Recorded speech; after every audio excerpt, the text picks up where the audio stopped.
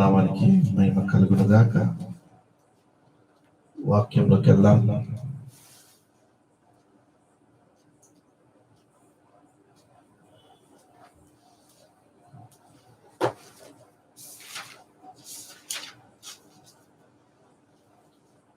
ఫిలిప్పీలకు రాసిన పత్రిక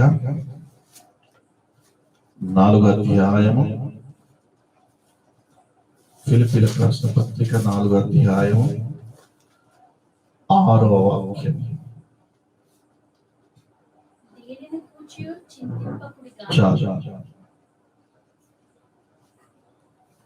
దేనిని గూర్చియు చింతింపకుడి. నేను మీకు జస్ట్ ఆ ముందు లైన్ మాత్రమే, మొదటి లైన్ మాత్రమే అండర్లైన్ చేసి పెట్టుకోండి. దేవుడు మనతో ఈ రాత్రి మాట్లాడుతూ ఉన్నారు. దేనిని గూర్చియు చింతింపకుడి. మన జీవితంలో జరిగిన దానికి, జరగబోయే దానికి మనం ఎక్కువగా చింతిస్తూ ఉంటాం. జరిగిన విషయాలు, జరగబోయే విషయాల గురించి అస్సలు చింతించకూడదంట. ఒక స్త్రీ, ఒక ఆమె ప్రతిరోజు రాత్రిపూట 12 గంటలకి 1 గంటలకి భర్తను లేపుతుందంట. ఏమండి లేవండి, ఏంటి రాత్రిపూట బాగా పడుకున్నప్పుడు లేపుతున్నా, ఏంటి అసలు సంగతి, ఏమండి ప్లీజ్ లేవండి ఒకసారి అంటే భర్త లేస్తాడంట. ఏం జరిగింది చెప్పు. ఒక దొంగోడు వచ్చాడండి. దొంగోడ ఏడి, అంతా నీ భ్రమలే, పడుకో. అలా 1 రోజు కాదు, 2 రోజులు కాదు, 10 సంవత్సరాల నుంచి ఆమెకి అది ఏ తలంపు, చింత. ఉదయాన్నే ఆమె చింత ఏముంటుందంటే, రాత్రికి దొంగోడు వస్తాడు, దొంగోడు వచ్చి అన్ని దోచుకుపోతాడు అని చింత. ఒకరోజు ఈ ఇంటి ఆయన వంటగదిలో ఏదో పని చేసుకుంటూ ఉన్నాడంట.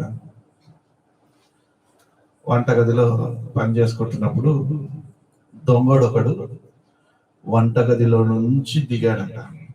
వంటగది తలుపు వైపు నుండి దిగాడంట. గోడ దిగి వంటగదిలో నుంచి లోపలికి రావడానికి ప్రయత్నం చేశాడంట.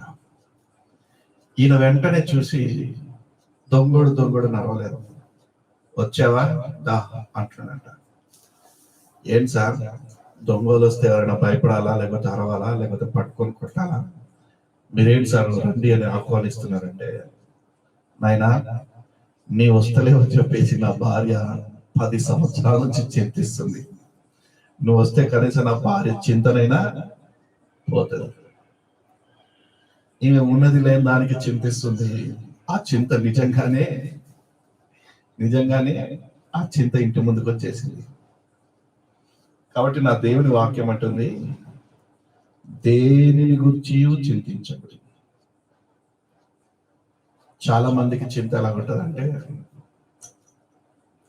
ఎప్పుడైనా పాత ఫోటోలు చూసుకుంటామా, పాత ఫోటోలు చూసుకొని మరలా కొత్త ఫోటోలు ఇప్పుడు ముఖాన్ని మనం పరిశీలించుకుంటామా, నేను ముసలోని అయిపోతున్నా, నేను ముసల్దాన్ని అయిపోతున్నా అని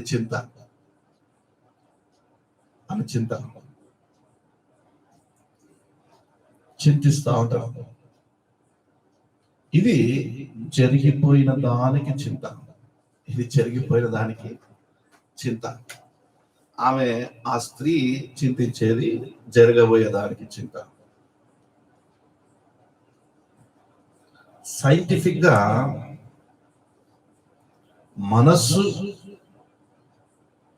ఏదైతే చింతిస్తూ ఉంటుందో, సైంటిఫిక్ గా మనం చూసుకుంటే,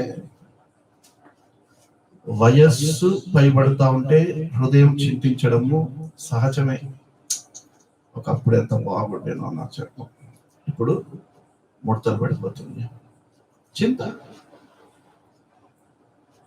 జరిగిపోయిన దానికి చింత, జరగబోయే దానికి చింత. కొంతమందికి కుమారుని గురించి చింత. నా కుమారుడి భవిష్యత్తు బాగుపడలేదే, నా కుమార్తె భవిష్యత్తు బాగుపడలేదే, వారు చెప్తే వింటలేరే. చింత చింత గనక మనలో ఉంటే అన్ని పనులు ఆగిపోతాయంట.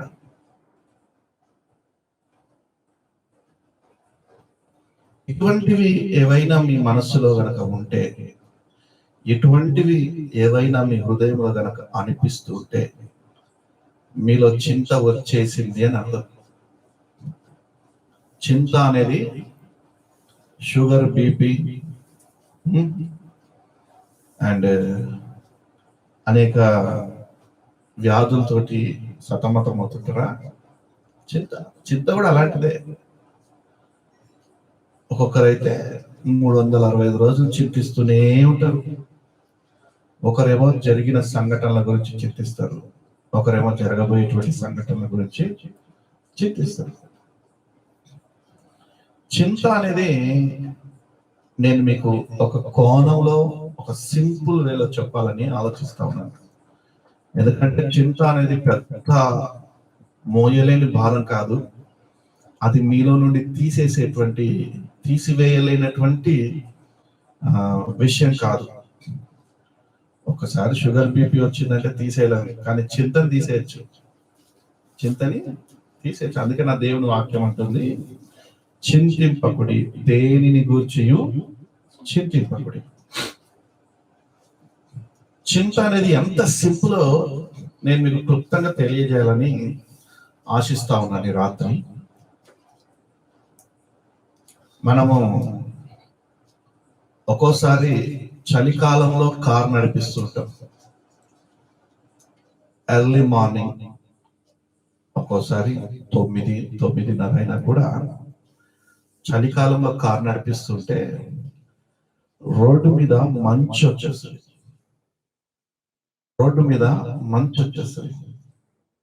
మంచు అంతా రోడ్డు మీద నిండుకపోయి తెల్లగా మనల్ని ఇక ముందుకు వెళ్ళనియదు. ముందు ఎంత రోడ్డు ఉంది, ఒకవేళ మనకి బాగా అలవాటైన రోడ్డు కూడా ఆ మంచు అనేది అడ్డం వచ్చేసిందంటే మనం మన పయనాన్ని, మన గమ్యాన్ని చేరుకోవాలన్నా కూడా చింతిస్తూ ఉంటాం. అరే, ఈ మంచు అడ్డం వచ్చేసింది, అసలు ఏం కనిపిస్తలేదు ముందు. నన్ను అడిగితే నేను అంటాను, ఒకవేళ ఉదాహరణకి మనం హైదరాబాద్ నుంచి సూర్యాపేట దాకా ఆ మంచులో వెళ్తున్నామే అనుకోండి. ఆ మంచునంతా పోగు చేస్తే ఒక గ్లాస్ నీళ్ళైనా అయితే, అవి మంచు అంటే నీళ్ళే కదా, మంచంతా పోగు చేస్తే ఒక గ్లాస్ నీళ్ళైనా అయితే అసలు ఆ మంచే కనిపించదు, ఆ మంచే ఎవాపరేట్ అయిపోతుంది. చింత కూడా అటువంటిదే. మీ జీవితంలో, మన బ్రతుకులలో చింత వచ్చిందా అది వెళ్ళిపోతుంది. చింత వచ్చిందా అది అస్సలు పనికిరానిది. చింత నిన్ను ఏమాత్రం ఏమీ చేయలేదు. చింతని నేను దాంతో పోలుస్తున్నాను, మంచుతోటి, అంటే మంచు నీటితో పోలుస్తున్నాను. ఆ మంచు నీటిని నువ్వు ఒక గ్లాసులో పట్టి పెట్టినా కూడా ఎంత, కానీ నీ పయనాన్ని, నీ దారిని, నీ మార్గంని హైదరాబాద్ నుంచి సూర్యాపేట దాకా వెళ్తుంటే మంచు అడ్డం వస్తుంది. ఆ మంచునంతటిని కలిపి ఒక గ్లాసులో ఇస్తే పావు గ్లాసు కూడా రాదు, అసలు నీళ్ళే ఉండవు దాంట్లో. ఏమీ లేని దానికి రోడ్ అంతా డిస్టర్బ్ అయిపోతుంది, మార్గం అంతా డిస్టర్బ్ అయిపోతుంది. అందుకే నా యేసయ్య అంటున్నాడు, దేనిని గూర్చి చింతించకుడి. మనం అలా కార్లో వెళ్తుంటే డ్రైవర్కి చింత, పక్కన కూర్చున్నోడికి చింత. బైబిల్ ఎందుకు చింతించకుడి అంటుంది? ఎందుకు దేవుని యొక్క వాక్యం చింతించకండి అంటా ఉంది? చూడండి, లూకా సువార్త 12వ అధ్యాయము 25వ వాక్యంలో, లూకా సువార్త 12వ అధ్యాయము 25వ వాక్యం. హల్లెలూయా, స్తోత్రం స్తోత్రం స్తోత్రం స్తోత్రం స్తోత్రం స్తోత్రం. మరియు ఎవడును చింతించుట వలన ఎవడైనా చింతిస్తే ఆ ఎత్తును ఒక మూరడు ఎక్కువ చేసుకోగలడా అని నా దేవుని వాక్యం నేను ఈ రాత్రి ప్రశ్నిస్తోంది. ఎవరైనా చింతిస్తే ఒక్క మూరడు ఎక్కువ చేసుకోగలడా? నేను అంటాను, ఒకనికి 1 ఎకరం పొలం ఉంది అనుకోండి. 1 ఎకరం పొలం ఉంది అనుకోండి. ఆ ఎకరం పొలము హైట్ దిబ్బలున్నాయి. ఏమన్నాయి? దిబ్బలున్నాయి.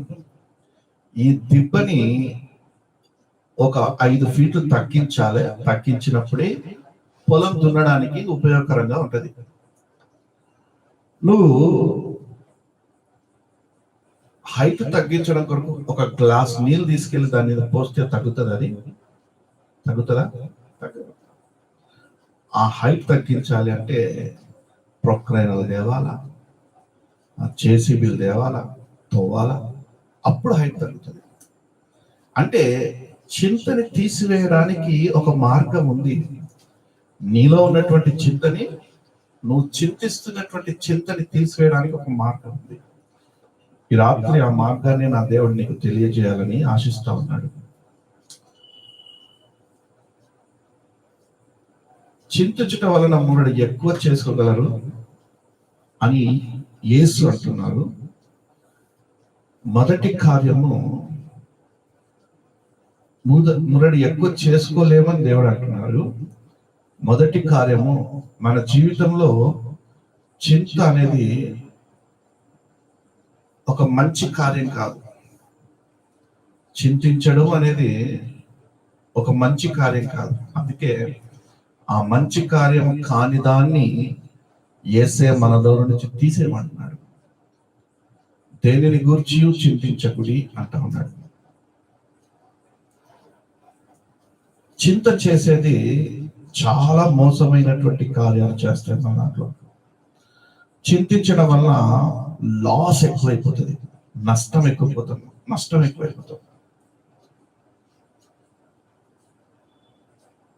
ఎందుకు కలత చెందకూడదు అంటే, యేసుక్రీస్తు ఏమంటున్నారంటే, ఎందుకు మీరు చింతించకూడదు అంటున్నారంటే, అసలు చింతించకూడదు అని యేసయ్య అంటున్నారంటే ఏదో ఒకటి మర్మం దాక్కుని ఉంటది కదా. కాబట్టి మత్తయి సువార్త 11వ అధ్యాయము 28వ వాక్యంలో,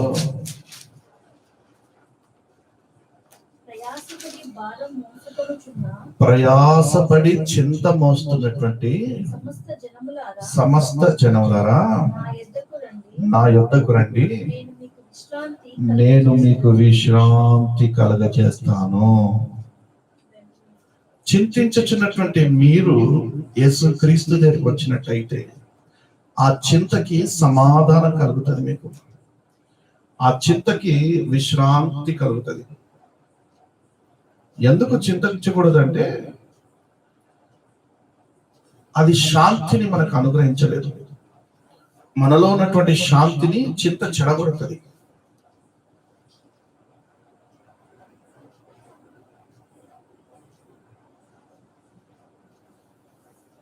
పడుకున్నట్టే అనిపిస్తాము, కానీ చింత లోపల ఉండడం వల్ల పడుకోము. పని చేసినట్టే అనిపిస్తాము, కానీ ఒక పని కూడా చేయదు సక్రమంగా. చింత మనలో ఉంటే పడుకున్నట్టే అనిపిస్తాం, కానీ రాత్రిపూట అస్సలు పడుకోం.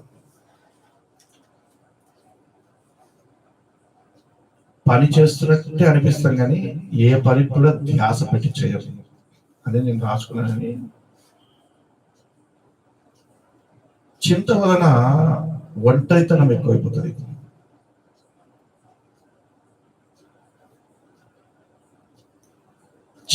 చింత వలన మాట్లాడుతున్నట్టే అనిపిస్తాం కానీ ఇక్కడ ఉండం మనం. అందుకే చాలా మంది మన ఎదుటే మాట్లాడుతూ ఉంటారు, మన ఎదుటే మాట్లాడుతున్నట్టు అనిపిస్తారు, కానీ వారి చింత వలన వాళ్ళ ఆలోచనలు వేరే వైపు ఉంటాయి. చింత వలన, ఐహిక విచారం వలన రోజు రోజు మనిషి క్షీణించిపోతా ఉంటాడు. రోజు రోజుకి మనిషి బలహీన పడిపోతా ఉంటాడు. చింత ఎక్కువ ఉండడం వల్ల ముందు జరిగేటువంటి కార్యాలన్నీ కూడా కుంటుపడిపోతాయి, కార్యాలు ముందుకు సాగవు. ఎప్పుడైతే చింత నువ్వు చిన్నది, అది అది అది మంచు వలె కరిగిపోతుంది, ఇక మన దగ్గర ఉండదు అని నువ్వు దాన్ని చిన్న చూపు చూసి దాన్ని తక్కువ అంచనా వేస్తావో, అప్పుడు నీ యొద్ద నుండి అది తొలగిపోతుంది. ఎందుకు చింతించకూడదు అంటే, అది మన జీవితంలో ఏ మంచి కార్యం చేయదు. మన మంచి కార్యాలు కానియకుండగా అది ఆపేస్తుంది. మంచి కార్యాలు చేయకపోవడం కాకుండా మంచి కార్యాలు కానివ్వకుండా ఆపేస్తుంది. అది ఎంత ఘోరంగా చూడండి. చింత, ఒక్క చిన్న చింత ఎంత పెద్ద పని చేస్తుంది మనుషులలో. చింత ఎక్కువైపోయి చాలా మంది ఆలోచించి ఊరేసుకుంటారు. ఆలోచించి చింత ఎక్కువైపోయి ట్యాంక్ బండ్ మీద పడి ఎంతో మంది చనిపోయిన వాళ్ళు ఉన్నారు. చింత, జరగబోయేదానికి చింత, జరిగేదానికి చింత. ఈ చింత అనేది అసలు నథింగ్ అండి. చింత అనేది అసలు నథింగ్. చింత అనేది ఏది మన కార్యాన్ని, ఏది కూడా మనల్ని, చింత అనేది మనల్ని ఏం చేయలేదు. ఈ రోజుల్లో చాలా మంది కూడా కరోనా వస్తుందేమో చింతించి కరోనా నిజంగానే తెచ్చిపెట్టుకుంటున్నారు. కరోనా వచ్చేస్తుంది ఆ జీవితంలో. భయం, చింతనే భయం, దిగులు, వేదన, దాన్ని మొట్టమొదటిగా తీసివేయాలంట. మార్కు సువార్త 4:18 మార్కు సువార్త 4:18.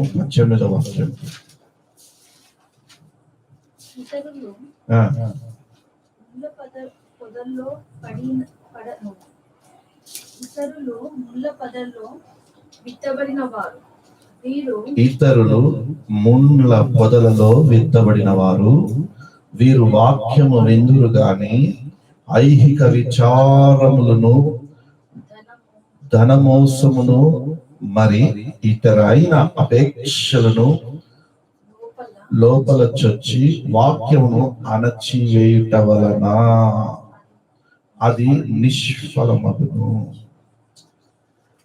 వాక్యము వినకపోవడం వలన కూడా చింత వస్తుందంటండి. వాక్యాన్ని అంగీకరించకపోవడం వలన ఐహిక విచారములు వస్తాయని నా దేవుని వాక్యం స్పష్టంగా తెలియజేస్తా ఉంది. వాక్యాన్ని అంగీకరించకపోతే వాక్యము లోతుగా వెళ్ళదు. ఎప్పుడైతే దేవుని వాక్యము లోతుగా నువ్వు వింటావో, దేవుని వాక్యము లోతుగా నువ్వు అంగీకరిస్తావో, అప్పుడు నీలో ఉన్నటువంటి చింత ఎగిరిపోతుంది. అందుకే నా దేవుని వాక్యం ఇక్కడ అంటా ఉంది,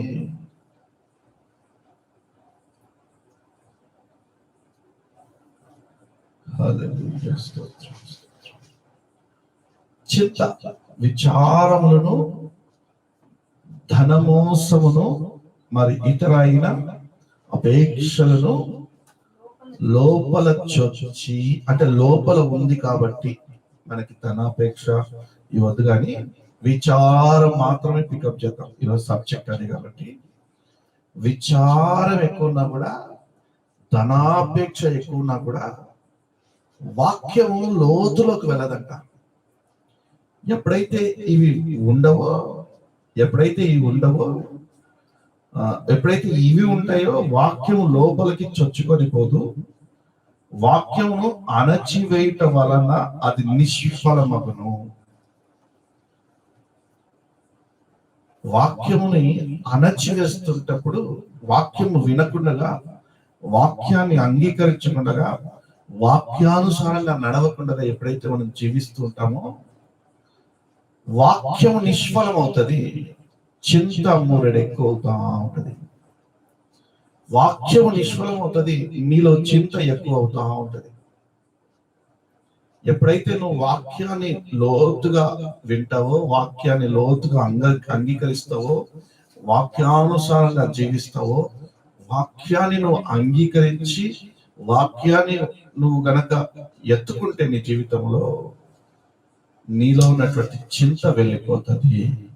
హల్లెలూయా.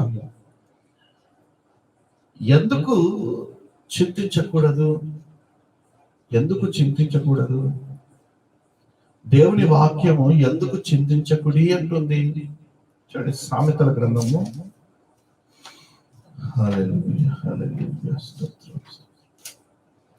సామెతల గ్రంథము 12వ అధ్యాయము 25వ వాక్యం.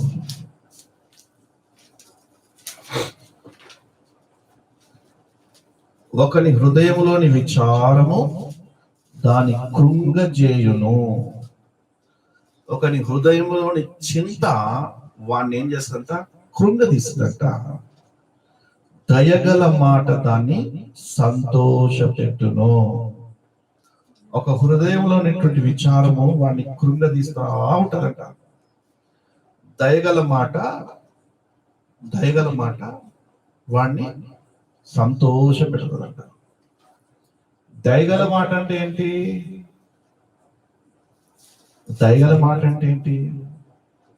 ఓకే, నేను ఇక్కడ ఈ వాక్యాన్ని నేను అంగీకరిస్తాను. ఒకని హృదయంలో విచారం ఉంటే గనక అది వాడిని కృంగదీస్తా ఉంటది, కృంగజేయును అంటుంది.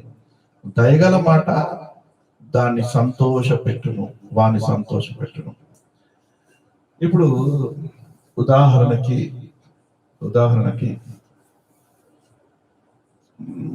మనం ఏదైనా బాధలో ఉన్నాం, విచారంలో ఉన్నాం, చింతలో ఉన్నాం, దుఃఖంలో ఉన్నాం. మన స్నేహితులు వచ్చారే, బాధపడకరా, అన్ని మంచిగా జరుగుతాయిలే అంటాడు. వీడేమైనా చేయగలుగుతాడా? ఓదార్చగలుగుతాడు. వీడేమైనా చేయగలుగుతాడా? చేయలేడు. బంధువులు అంటారు, స్నేహితులు అంటారు, బాధపడకలే, దేవుడు ఏదో కార్యం చేస్తాడు. దేవుడు అన్నారు, బాధపడకలే, మంచిగా జరుగుతుందంతా అని అంటారు. కొందరు అంటారు, ఏం కాదులే, ధైర్యంగా ఉండు, కలవరపడకు అంటారు. దాని వలన ఇంకెక్కువ చింత పెరిగిపోతుంటది. మొన్న, ఇప్పుడు కాదనుకోండి, ఒక 12 years క్రితం నేను ఒక మంచి 8,500 పెట్టి ఒక ఫోన్ కొన్నా.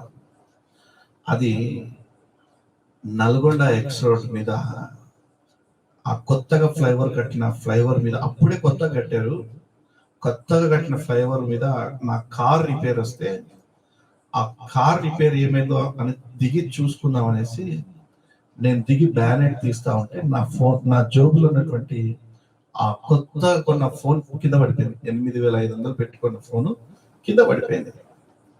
సరే, బ్యానెట్ రిపేర్ అయినాక చూద్దామని, కార్ రిపేర్ అయ్యాక చూద్దామని కార్ చూసాను.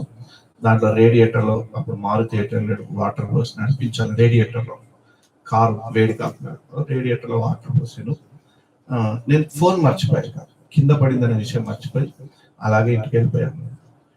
ఇంటికి వెళ్ళిపోయిన తర్వాత ఇంకా మా వాళ్ళందరూ అంటా ఉంటారు, ఏమనంటే, ఫోన్ పోయిందా, అయ్యో పాపం, పోనీలే పోనీలే, బాధపడకు బాధపడకు బాధపడకు.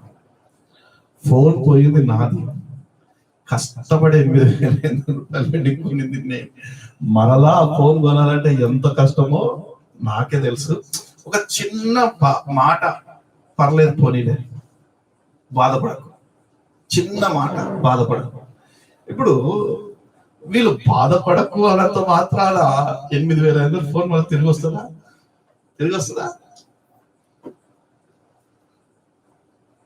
మనుషులు ఎంత ఓదార్చినా, ఎంత చింతించకున్నా, ఎంత బాధపడుకున్నా కూడా అది ఇంకా మనలో దుఃఖాన్ని లేపుతుంది.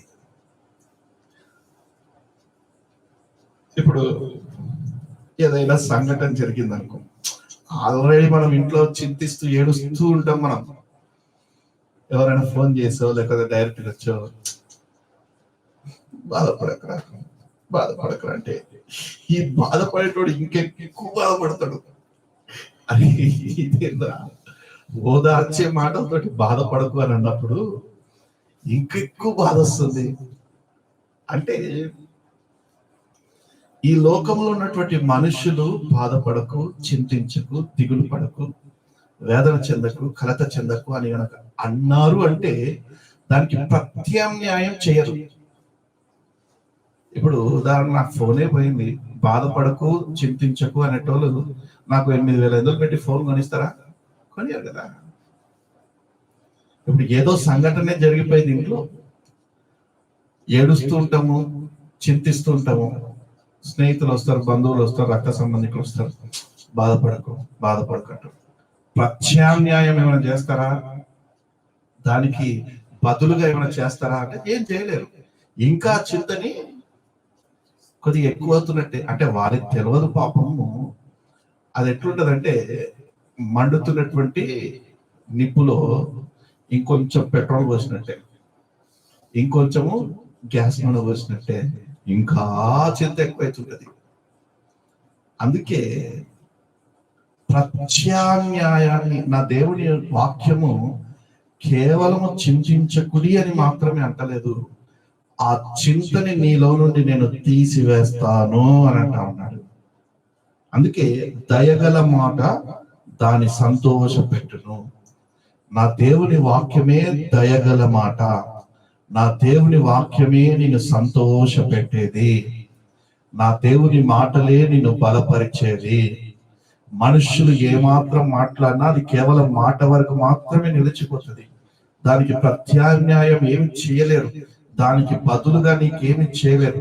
కానీ నా దేవుడు ఎప్పుడైతే నీకు మాటిస్తారో, చింతపడకు, చింతించకుడు, దేనిని గురించి చింతించకుడని నా దేవుని వాక్యం అంటా ఉందంటే, బైబిల్ చింతించకుడి అని అంటుంది. అంటే ఎందుకు చింతించకుడి, ఎందుకు చింతించకూడదు అంటే, దానికి ప్రత్యామ్నాయం నేను నీకు చేస్తాను. నీవు చింతిస్తున్నటువంటి చింతకి బదులుగా ఇదిగో నా మాటలు, నా దేవుని యొక్క మాటలు నిన్ను సంతోష పెట్టే రీతిగా ఉంటాయి. నా దేవుడు నిన్ను చింతించకు అన్నాడు అంటే రానున్నటువంటి రోజుల్లో నిన్ను సంతోష పెట్టబోతా ఉన్నాడు. నిన్ను చింతించకు అంటా ఉన్నాడంటే నీవు చింతిస్తున్నటువంటి ఆ చింతన బదులుగా నా దేవుడు నిన్ను సంతోష పెట్టబోతా ఉన్నాడు. నువ్వు ఎక్కడైతే బాధపడుతున్నావో, ఏ విషయంలో అయితే చింతిస్తున్నావో, ఏ విషయంలో అయితే నువ్వు వేదన చెందుతున్నావో, ఏ విషయంలో అయితే నువ్వు కలత చెందుతున్నావో, ఆ విషయంలో నా దేవుడు అంటా ఉన్నారు, చింతించకుడి,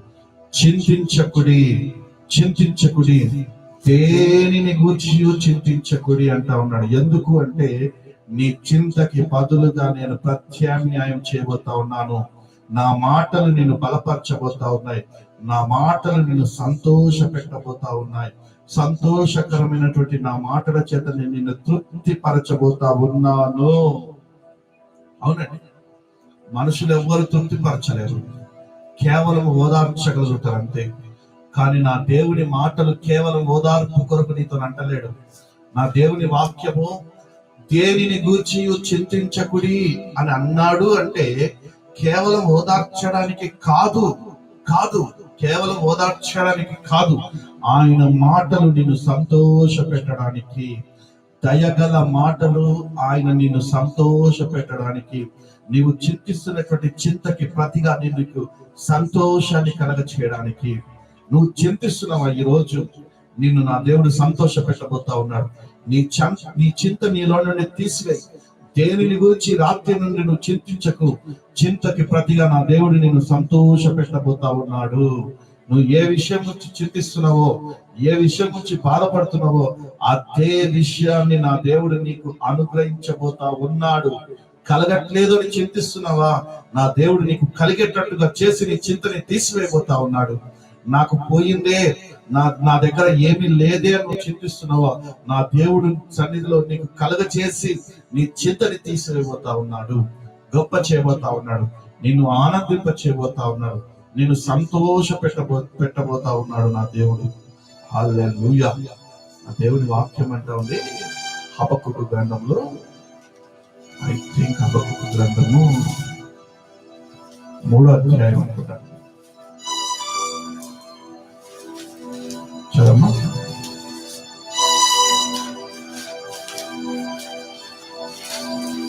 స్తోత్రం స్తోత్రం స్తోత్రం స్తోత్రం స్తోత్రం. దుఃఖానికి ప్రతిగా భూదండను,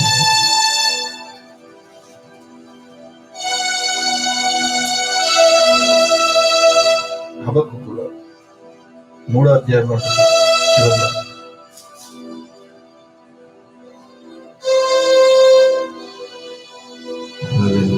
స్తోత్రం స్తోత్రం స్తోత్రం. హల్లెలూయా. యెషయా గ్రంథం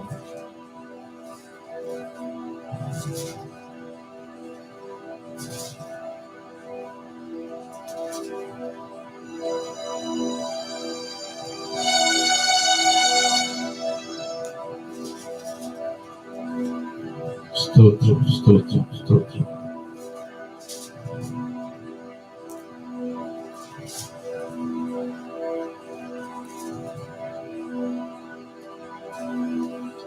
హల్లెలూయా హల్లెలూయా హల్లెలూయా. యెషయా గ్రంథం 61వ అధ్యాయం 3వ వాక్యం. క్షమించాలి. యెషయా గ్రంథం 61వ అధ్యాయం 3వ వాక్యం. నా దేవుడు నా కుడి వైపు నుండి నాకు జ్ఞానం నేర్పిస్తా ఉన్నారు. అందును బట్టి నా దేవునికి కృతజ్ఞతాస్తుతులు చెల్లిస్తా ఉన్నాను. యెషయా గ్రంథం 61వ అధ్యాయము 3వ వాక్యంలో, సియోనులో దుఃఖించు వారికి ఉల్లాస వస్త్రములు ధరింప చేయుటకును, బూడిదకు ప్రతిగా భూదండను, దుఃఖమునకు ప్రతిగా ఆనంద తైలమును. దుఃఖిస్తున్నటువంటి నీకు నా దేవుడు ఆనంద తైలాన్ని అనుగ్రహించబోతా ఉన్నాడు. భారభరితమైన ఆత్మకు ప్రతిగా స్తుతి వస్త్రమును వారికి ఇచ్చుటకును ఆయన నన్ను పంపియున్నాడు. యేసుక్రీస్తు దుఃఖిస్తున్నటువంటి నీకు ఓదార్పును కలగజేస్తా ఉన్నాడు. దుఃఖాక్రాంతులందరినీ ఓదార్చుటకు నా దేవుడు యేసుక్రీస్తుని భూమి మీదకి పంపించాడు అనడానికి ఏ మాత్రము సందేహం లేదు. దుఃఖమునకు ప్రతిగా ఆనంద తైలమును నీ నెత్తి మీద నా దేవుడు పోయబోతా ఉన్నాడు. ఆనందము చేత నువ్వు సంతోషించబోతా ఉన్నావు. ఎస్, ఈ రాత్రి నువ్వు దుఃఖిస్తున్నావా? అయితే నా దేవుడు దుఃఖమునకు ప్రతిగా ఆనంద తైలాన్ని నా దేవుడి రాత్రి నీకు అనుగ్రహించబోతా ఉన్నాడు. మనిషి చింతకు ఈ లోకంలో ఏ సమాధానం ఇవ్వదు. ఈ లోకము ఏ సమాధానం ఇవ్వదు. చాలా మంది బాధపడుతూ ఉంటారు, దుఃఖిస్తూ ఉంటారు. అంటే ఆ టెన్షన్ ని పోగొట్టుకోవడానికి గేమ్స్ ఆడుతూ ఉంటారు. చాలా మంది సిగార్లు తాగుతూ ఉంటారు.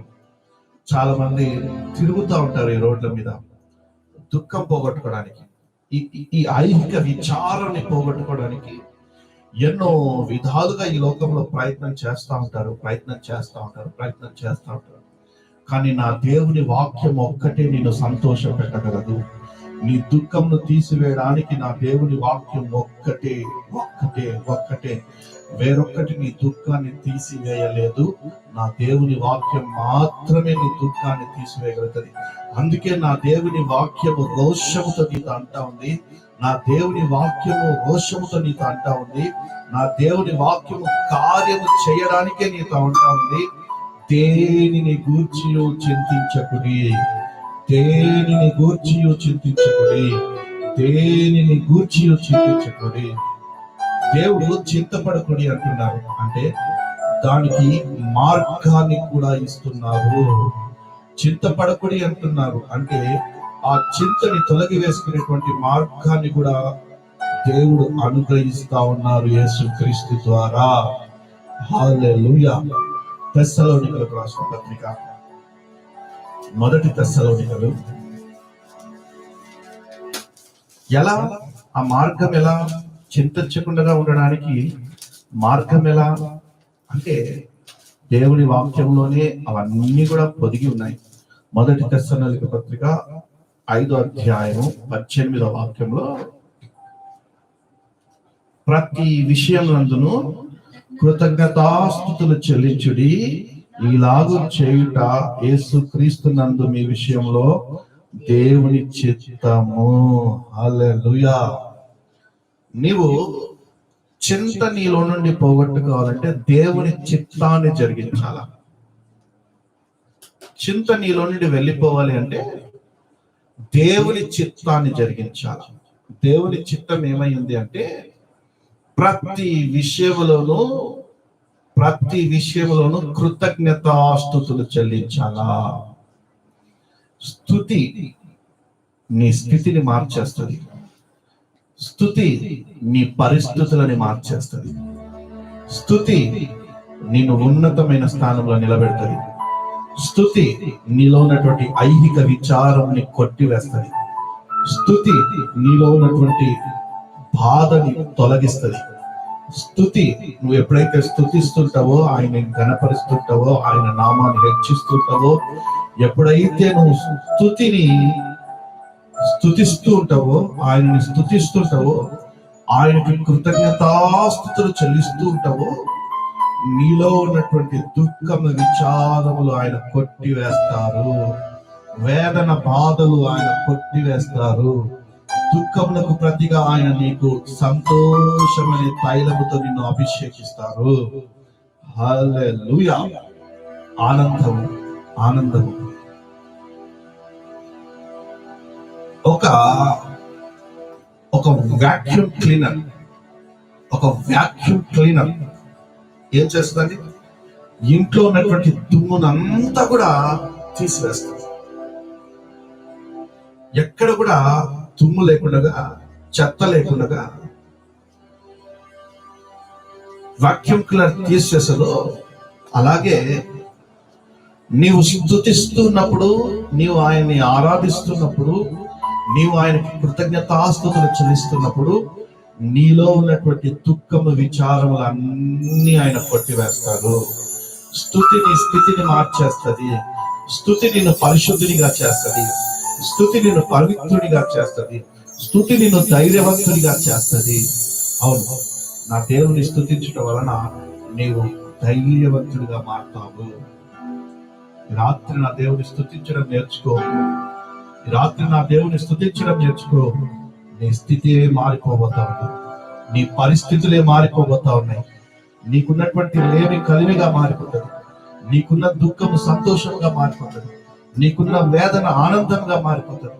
ఎస్, నా దేవుని వాక్యము ప్రత్యామ్నాయం చేస్తాను అంటే చేస్తానంతే. ఏదో ముఖస్థుతికి నిన్ను ఆ క్షణానికి మాత్రమే ధైర్యపరిచి వెళ్ళిపోయేది కాదు. నా దేవుని వాక్యము జీవితాంతము నీతో కూడా ఉండి నీ మరణ పర్యంతం వరకు నీకు తోడై ఉండి నడిపించేదే నా దేవుని వాక్యము. నీతో కూడా ఉండి నడిపించేదే నా దేవుని వాక్యము. నీవు ఈ భూమి మీద బ్రతికున్నంత కాలం నేను సంతోషభరితంగా నేను మార్చేదే నా దేవుని వాక్యము. కేవలం నీకు సంతోషాన్ని కలిగించడం మాత్రమే కాకుండా ఎల్లవేళ నీకు తోడైంది నేను ఆనందంతో అభిషేకించేదే నా దేవుని వాక్యము. అవును, ఒకడు దేవుని వాక్యం మీద శ్రద్ధ ఉంచి వాడి దేవుడి వాక్యాన్ని కనుక లోతులోకి వాడిని నాటుకుంటే దేవుని వాక్యము నీలో ఉన్నప్పుడు ఏది కూడా నీ యొద్దకి రావడానికి వీల్లేదు. అంతే. దేవుని వాక్యం నీ దగ్గర ఉన్నంత వరకు, దేవుని నువ్వు స్తుతిస్తున్నంత వరకు ఏ దురాత్మ క్రియ నీలో పనిచేయదు, ఏ వేదన నీలో పనిచేయదు, ఏ నింద నీ మీద పనిచేయదు, ఏ దుఃఖం నీ మీద పనిచేయదు. నా దేవుని వాక్యం మాత్రమే పనిచేస్తుంది. ఎందుకంటే నా దేవుని వాక్యము జీవమున్నది, నా దేవుని వాక్యము సజీవమైనది, నా దేవుని వాక్యం నీలో కార్యము జరిగిస్తుంది. అంటే జరిగిస్తుందంటే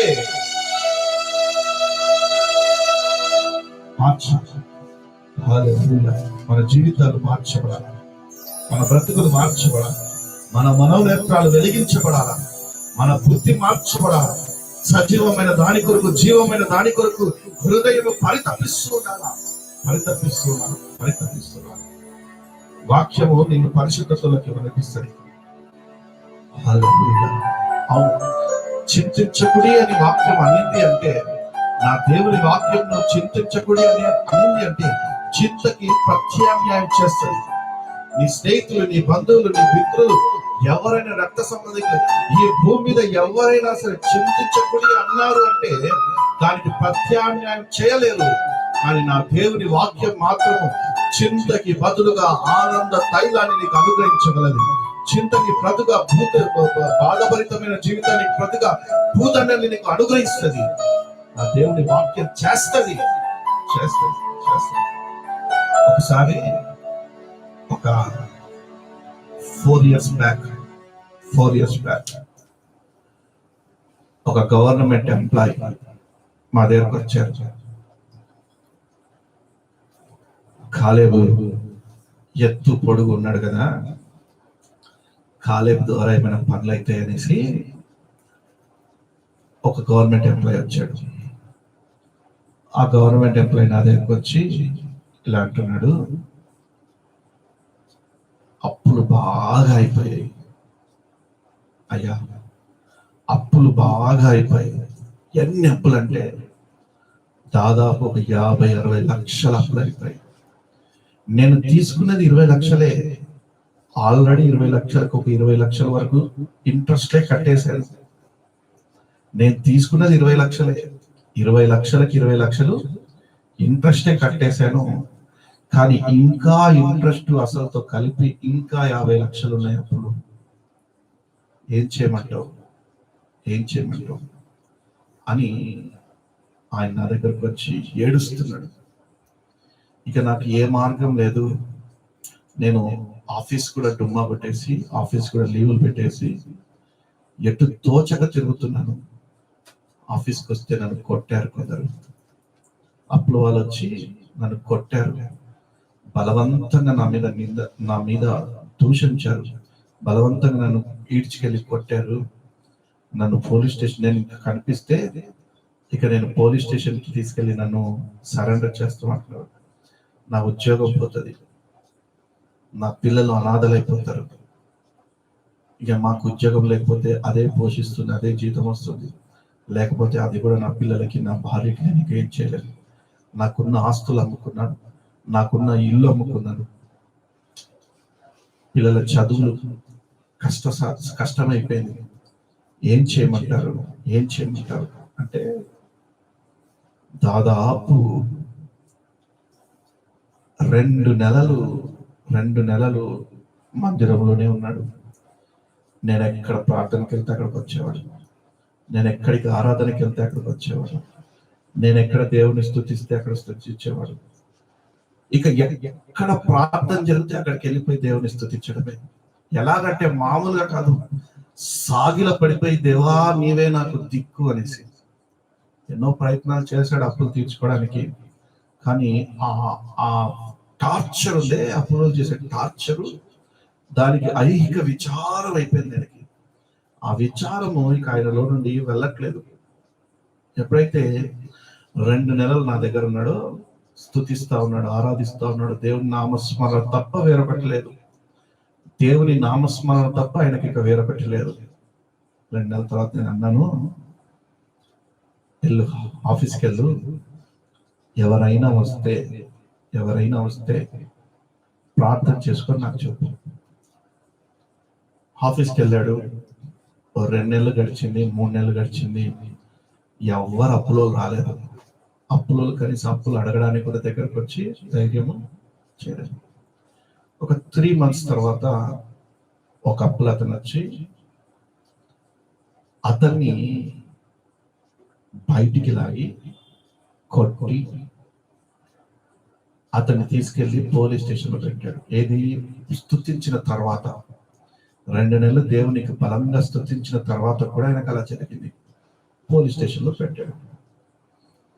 వెళ్ళి కంప్లైంట్ కూడా రాసిచ్చాడు సిఐ గారికి. సిఐ గారికి కంప్లైంట్ కూడా రాసిచ్చాడు. నాకు ఫోన్ చేశాడు. ఫోన్ చేయగానే నేను కార్ స్టార్ట్ చేసుకొని హుటాహుటిన పోలీస్ స్టేషన్కి వెళ్ళాను. నేను అడిగాను, ఒక గవర్నమెంట్ ఎంప్లాయీని రోడ్డు మీద కొట్టడం సమంజసమేనా? నాకు 15 లక్షలు అప్పు ఇవ్వాలి, ఎన్ని లక్షలైనా ఉండని.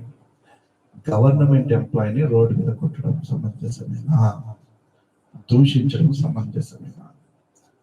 మా పక్షంలో కూడా మేము కంప్లైంట్ ఇస్తున్నాము. వీళ్ళు ఇమ్మీడియట్లీ అటెంప్ట్ మర్డర్ కేసు కింద లోపలేయాలి. తర్వాత విషయం తర్వాత మాట్లాడాలి. మీకు డబ్బు ఇచ్చేదంటే కూర్చొని మాట్లాడాలి. కొడితే సమంజసం కాదన్నప్పుడు ఎవరు కేసు అయితే తీసుకున్నాడో వెంటనే వారి కేసు మీది చెల్లదు అని చెప్పేసాడు. అక్కడిని చింపేసి మేము రాసిచ్చిన కేసుని, మేము రాసిచ్చినటువంటి కంప్లైంట్ ని తీసుకున్నాడు సిఐ గారు.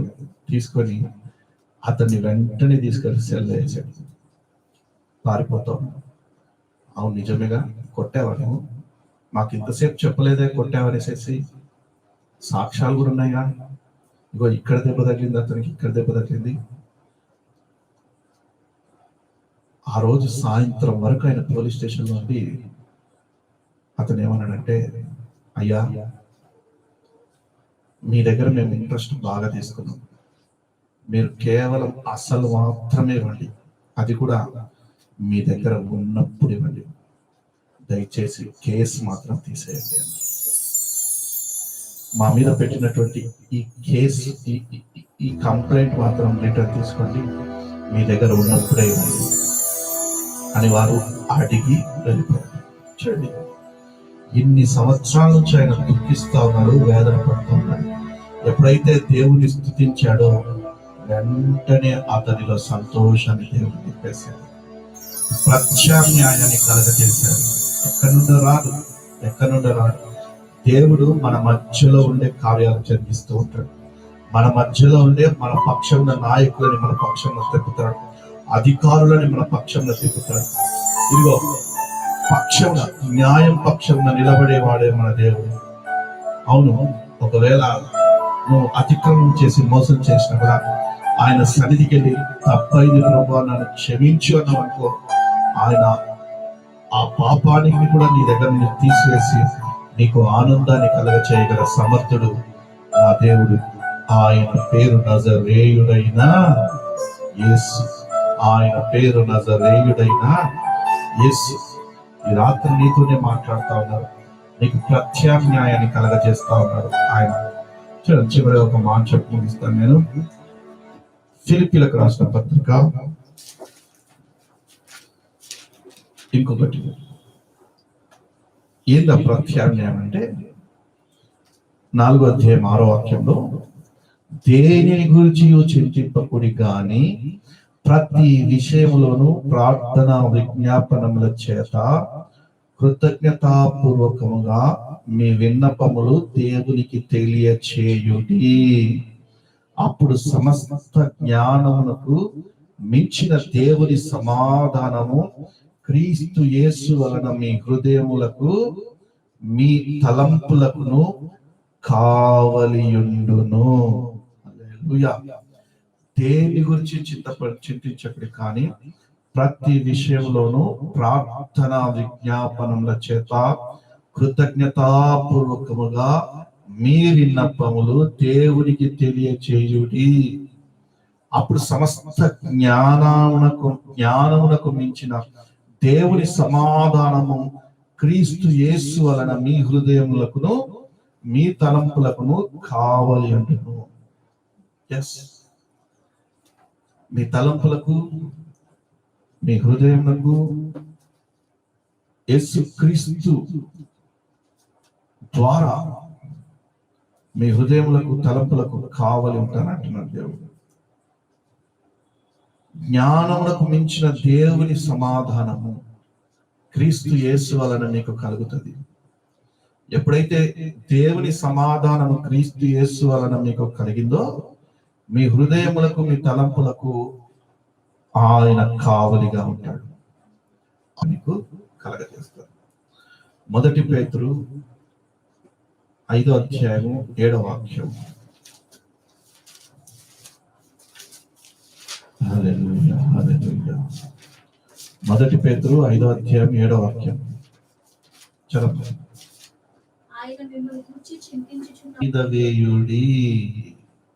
హల్లెలూయా. నీవు దేవుని గురించి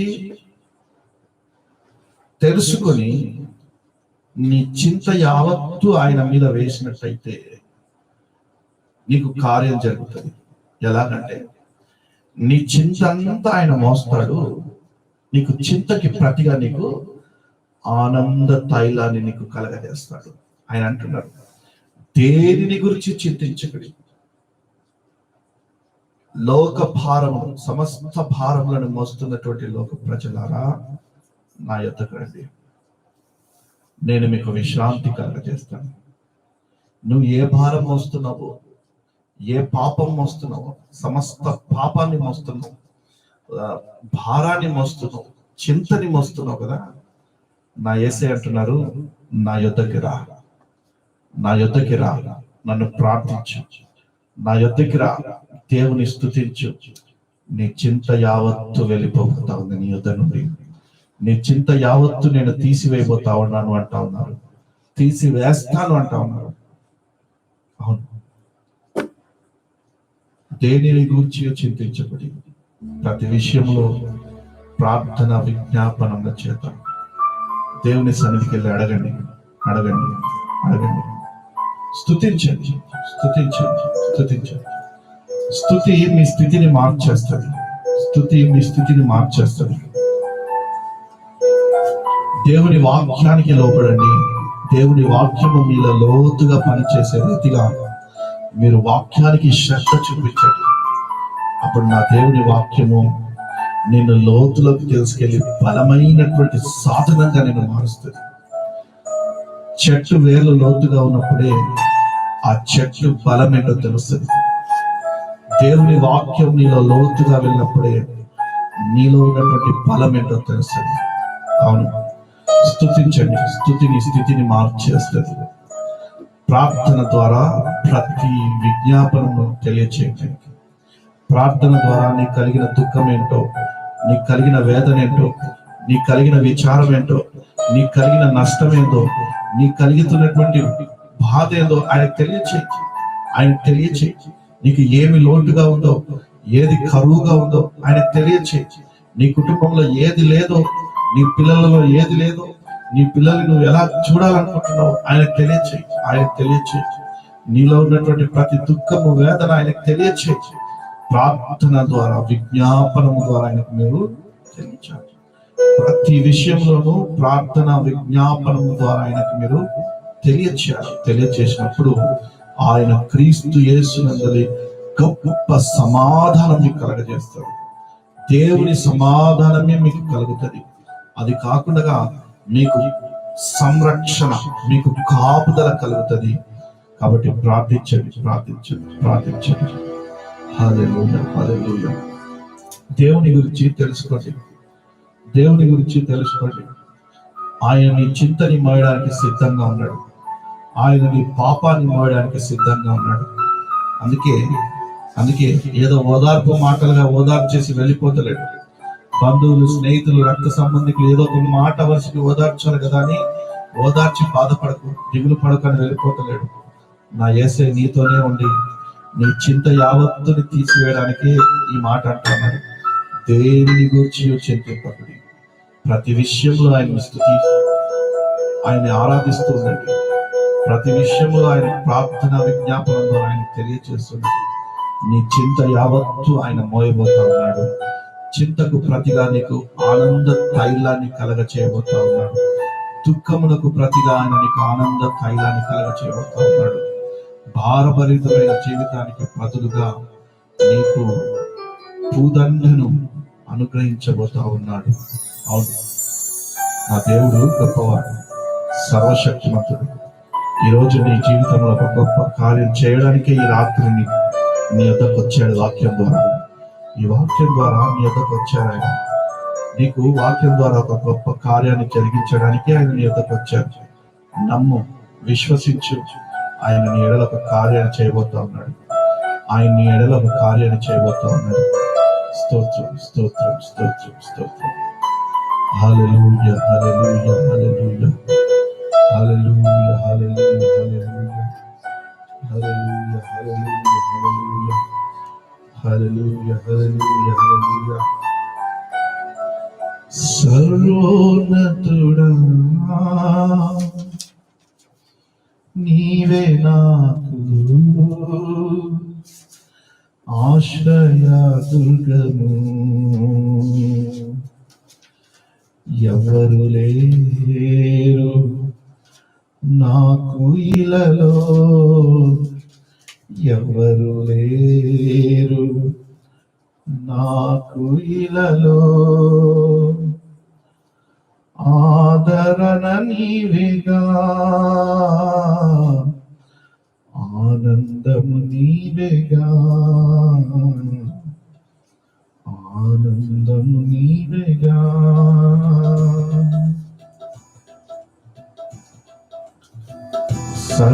సర్వోన్నతుడా నీవే నాకు ఆశ్రయ దుర్గము, ఎవరు లేరు నాకు ఇలలో, ఎవరు లేరు నాకు ఇలలో. ఆదరణ నీవేగా, ఆనందము నీవేగా, ఆదరణ నీవేగా, ఆనందము నీవేగా.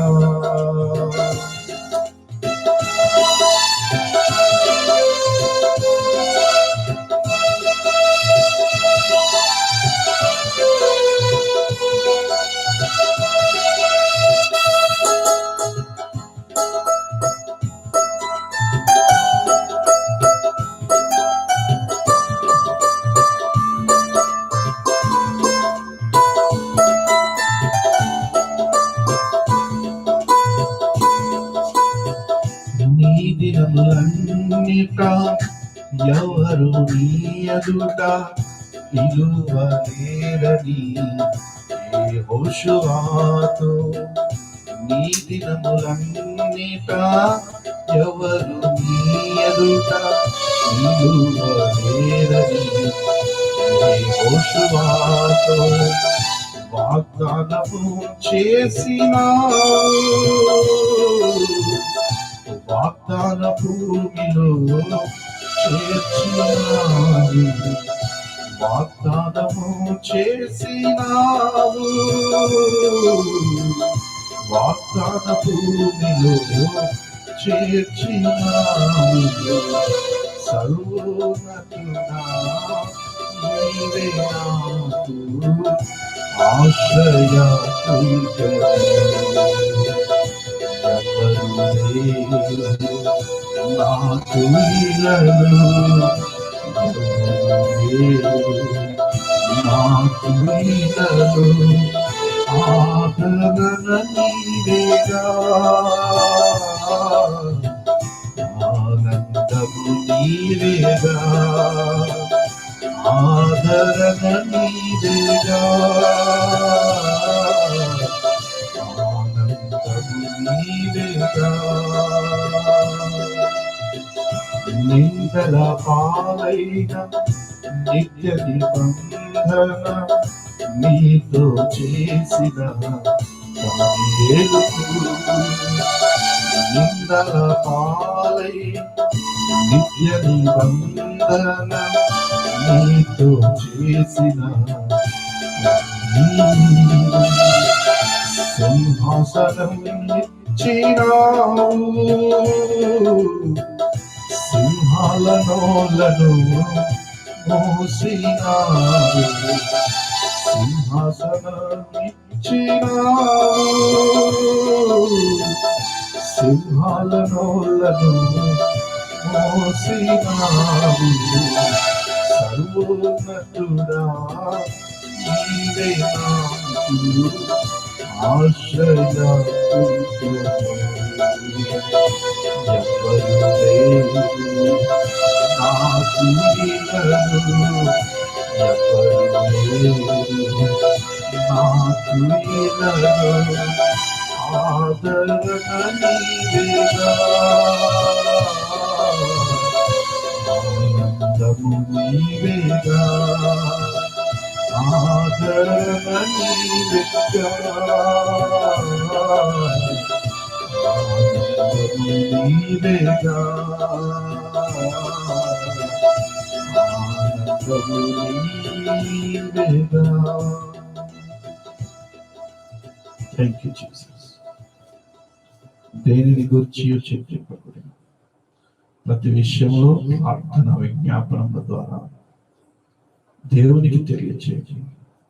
దేనిని గురించి చింతించకూడదు, ప్రతి విషయంలో స్తుతి ద్వారా, స్తుతించడం ద్వారా, ఆయన్ని ఆరాధించడం ద్వారా ఆయనకు తెలియచేయండి. స్తుతిని స్థితిని మార్చేస్తుంది. స్తుతిని దుఃఖాన్ని, నీ వేదనని, చింతలను తీసివేస్తుంది. అవును ప్రభువా, నీవే మా తోడు, నీవే మా కాపరు, నీవే మా రక్షకుడు. ఆయన ప్రభువా, నీ సన్నిధిలో రాత్రి ప్రార్థిస్తున్నాను తండ్రి. వాక్యం విన్న ప్రతి బిడ్డలో నా తండ్రి ఇంకను బలము శక్తిని పెంపొందింపచేయదు. లైవ్ లో ఉన్న ప్రతి బిడ్డకి నా తండ్రి నీ శక్తిని, బలమును, ఆరోగ్యమును కలగచేయను. వినబోతున్న బిడ్డలకు కూడా నీ సన్నిధిని తోడుగా ఉంచి నడిపించమని ప్రార్థిస్తున్నాను. ప్రతి ఒక్కరి పట్ల ఈ రాత్రిని ఒక గొప్ప కార్యం జరిపించిన తండ్రి, ప్రతి ఒక్కరికి నా తండ్రి నువ్వు ఆనందాన్ని, సంతోషాన్ని కలగజేసి ప్రభా, భారంను తీసివే ప్రభా, వారి భారంని నీవుమయమని ప్రార్థిస్తున్నాను. సంతోషాన్ని కలగజేసి మీరే ముందుకు నడిపించమని ప్రార్థిస్తూ సకల మహిమ, ఘనత, ప్రభావాలని మాత్రమే ఆరోపిస్తూ ఈ వాక్యం ప్రతి ఒక్కరిలో నీరు కట్టి ఫలింపచేయలాగున మీరు క్రియ జరిగించిన తండ్రి. ప్రతి ఒక్కరిలో ప్రభు లోతుగా నాటుకొనిలాగున మీ కృప అనుగ్రహించి నడిపించమని ప్రార్థిస్తున్నాను తండ్రి. ప్రతి ఒక్కరిలో ప్రభు మీరు బలము, శక్తిని, ఆరోగ్యాన్ని కలుగజేసి నడిపించండి. ఎందరైతే కరోనా బాధతో బాధపడుతున్నారో, వేదన చెందుతున్నారో, దుఃఖంతో ఈ రాత్రి ఆయాసంగా ఉందో ప్రభా, తండ్రి చాలా మందికి మరి ఆక్సిజన్ అందక ఆయాసంతో, దుఃఖంతో ఉన్నారు ప్రభా. వారందరినీ రాత్రి మీరు దర్శించండి ప్రభా. ఆయాసంను తీసేయాలండి అయినా ఒంట్లో ఉన్నటువంటి ప్రతి ఇన్ఫెక్షన్ యేసు నామములో తొలగిపోవును గాక.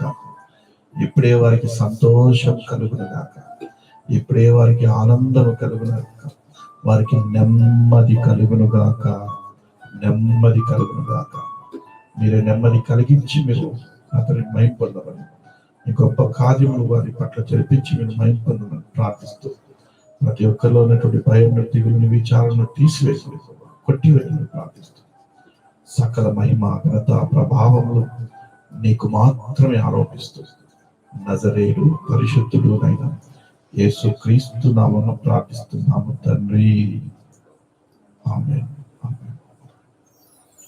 మన తండ్రి అయిన దేవుని ప్రేమయు, యేసు క్రీస్తు వారి కృప, శాంతి, సమాధానం, పరిశుద్ధాత్మ యొక్క నడిపింపు, అన్యోన్యమైన సహవాసము, సంబంధము ఇప్పుడు ఎల్లప్పుడూ ఇక్కడ అందరికీ, లైవ్ లో చూస్తున్న ప్రతి బిడ్డకి, చూడబోతున్న ప్రతి బిడ్డకు కూడా, సంఘానికి, సంఘ బిడ్డలకి, సంఘ దైవదాసులకి సదాకాలం తోడై ఉండి నడిపించును గాక. ఆమేన్. ఆమేన్. ఆమేన్. అందరికీ ప్రైజ్ లార్డ్. సమయం దొరికిన ప్రతిసారి ఇలాంటి మధ్యలో లైవ్ లో వస్తుంటాను. సాయంకాలం సమయంలో కాస్త అటు ఇటు అయినా కూడా, సమయం అటు ఇటు అయినా కూడా కొద్దిగా ప్రేమ, సమస్త దోషాన్ని కప్పుతుంది. ప్రేమతోటి కప్పి వాక్యం వినవలసిందిగా ప్రభుపేట మనం చేస్తా ఉన్నాను. దేవుడి మాటలన్నీ జీవితంలో ఫలభరితంగా నింపి నడిపించును కాక. ఆమేన్. ఆమేన్.